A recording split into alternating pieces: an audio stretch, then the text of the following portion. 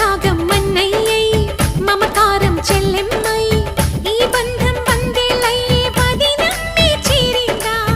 ఈ పందిట్లోనే మహారాణిని నీ అన్న పాదాల పారాణిని స్వర్గమొచ్చి మన వాకిట్లో ఈనాడు వారేనమ్మా ఒకరెమ్మకే విరిసే పువ్వులం ఒక పెదవిపై మురిసే నవ్వులం అనురాగం చేసే పెళ్లికి శుభలగ్నము